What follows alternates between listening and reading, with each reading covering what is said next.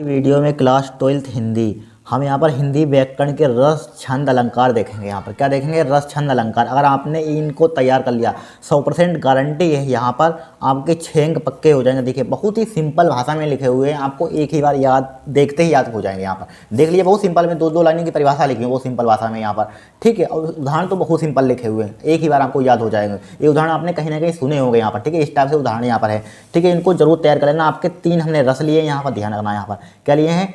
3 रस लिए यहाँ पर, ठीक है। अलंकार 2-3 लिए हैं और छंद भी लिए यहाँ पर। इनको अच्छे से तैयार कर लेना। यहाँ पर सबसे पहले हम रस देखेंगे। यहाँ पर क्या देखेंगे? रस। देखिए करुण रस, करुण रस की वेरी मोस्ट इंपॉर्टेंट है, परिभाषा आएगी जरूर, ध्यान रखना यहाँ पर।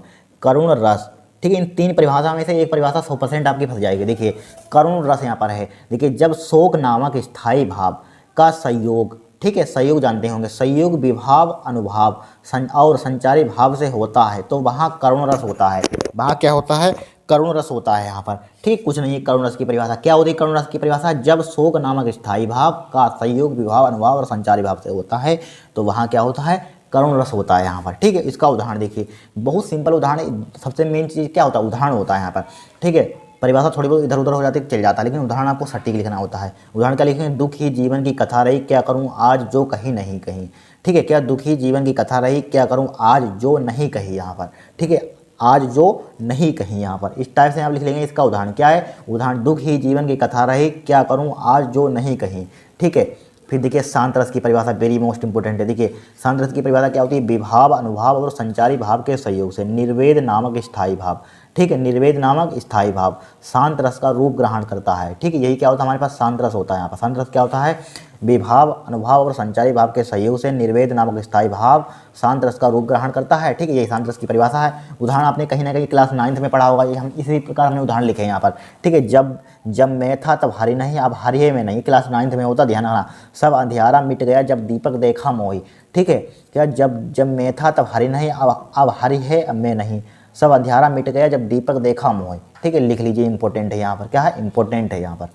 वीर रस की परिभाषा बहुत इंपॉर्टेंट है। देखिए युद्ध करने के लिए अथवा नीति धर्म आदि की दुर्दशा को मिटाने जैसे कठिन कार्यों के लिए मन में उत्पन्न होने वाली उत्साह से वीर रस की उत्पत्ति होती है। यहाँ पर क्या होती है? वीर रस की उत्पत्ति होती है। कैसे होती है?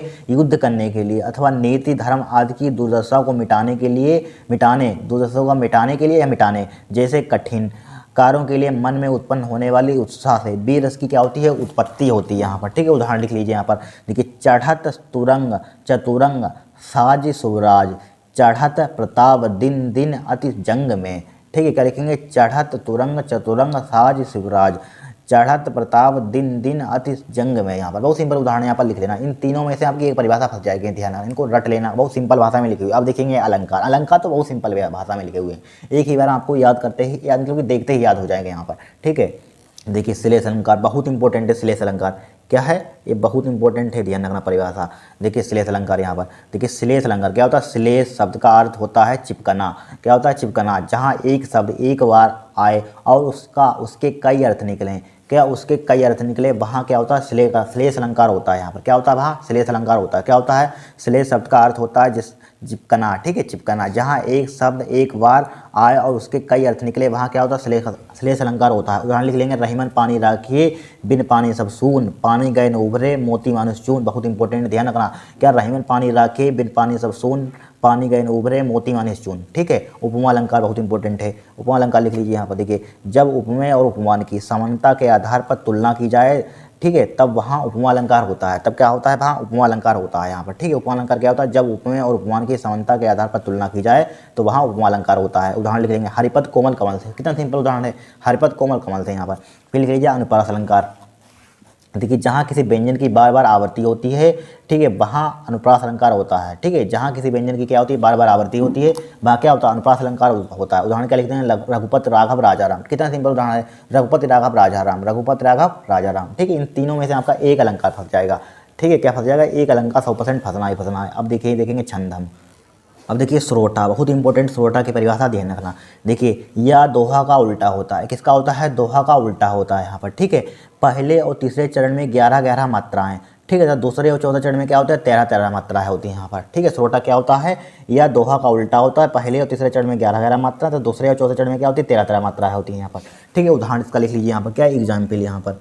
ठीक है। क्या लिख लेंगे यहाँ पर, एग्जाम्पल लिख देंगे यहाँ पर। उदाहरण देखिए, बदहूँ गुरु पद कंज कृपा सिंधु नर रूप हरे। ठीक है। बदहूँ गुरु पद कंज कृपा सिंधु नर रूप हरे, 2 बार पढ़ेंगे। देखिए, बदहूँ गुरु पद कंज कृपा सिंधु नर रूप हरे।